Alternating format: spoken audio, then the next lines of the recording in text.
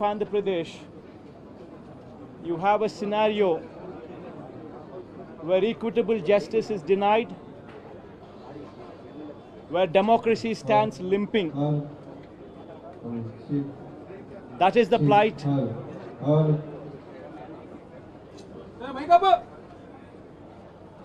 That is the plight of affairs in Andhra Pradesh.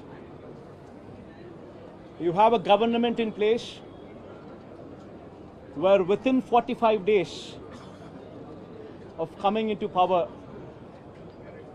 you have a situation where more than 30 people have been murdered,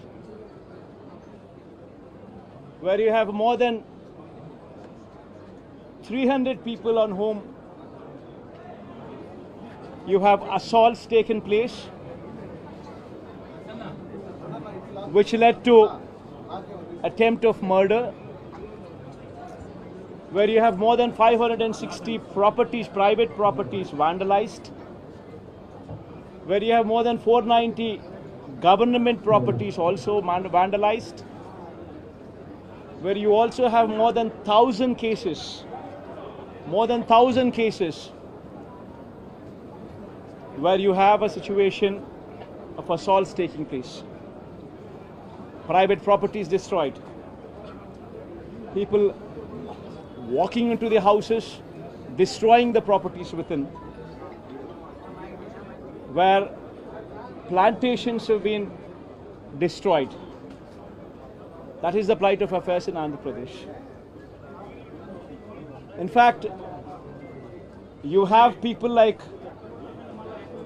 Chandrababu Naidu's son, Nara Lokesh, displaying a red book, where he displaying a red book is actually captured in the form of hoardings and displayed all over the state. And the contents in this red book are a list of officials, a list of politicians on whom they intend to take action, on whom they intend to assault. And this kind of hoardings, starting off with Chandrababu Naidu's son, blatantly being displayed all over the state in Andhra Pradesh, where you have a situation where you're giving instructions to the police that our people would vandalize, our people would kill, our people would assault, and there should be no action taken on them. When you have somebody like Nara Lokesh, Chandrababu Naidu's sons, holding this red book, and this red book being captured in the form of hoardings. Now think about what kind of message it is sending. Now he starts off with a red book at the state level. You have a similar kind of red books being displayed and vengeance being taken at everybody from the grassroots level, at the village level. Now this is the plight of affairs. Now I'd like to question one thing. Today they are in power, tomorrow we could come into power. Yesterday we were in power. But when we were in power, we have never propagated such kind of behavior. We have never encouraged people to take vengeance like this. We have never encouraged assaults. We have never encouraged private property being vandalized. We have never encouraged government property to be vandalized. We have never encouraged killings. But today the situation is different. Now if we don't question this, being part of democracy, then can you imagine the plight of democracy going forward if this were to be encouraged? I urge the entire media, the national media especially, I also urge various parties who actually constitute democracy to have a look at these photographs what are displayed. to have a look at the video clippings which are being displayed. Have a look at them. And then ask yourself, is this what we want from democracy? You have various photographs night, people are being hacked to death. Where you have photographs displayed, where you would find a corporator running for his life, stabbed multiple times. Where you would have various photographs and video clippings displayed. An MP, a member of parliament, touring his own constituency, visits a house of another MP who's also stationed in the same constituency, his house being garroted, stones pelted, his cars demolished, his cars being burnt. These kind of video clippings and these kind of photographs are also being displayed. You would find various photographs where such ghastly incidents take place and where cops are mute spectators.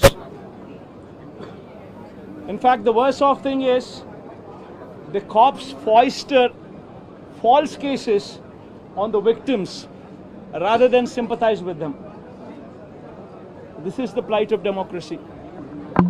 I urge the entire media, and as the day goes by, various leaders from various political parties whom we had requested to come over here to actually look at this protest, to actually look at this photo gallery protest which has been organized, displaying these photographs, displaying these video clippings, to please have a look at it and raise your voice. Because if we in democracy do not do this, then none can protect democracy. We would have to question the plight of democracy. If this were to be encouraged, what would be the plight of democracy going further? I request all of you to have a look at it. Question yourself, introspect yourself, and please take it up as an issue to question whether these kind of acts are to be permitted in a democracy or not. This is my humble request. I request all of you to have a look at it. Question yourself, introspect yourself, and please take it up as an issue to question whether these kind of acts are to be permitted in a democracy or not. This is my humble request to the entire national media, to the entire parties who actually form democracy in the parliament. Please raise their voice against such kind of ghastly incidents which took place in the state of Andhra Pradesh.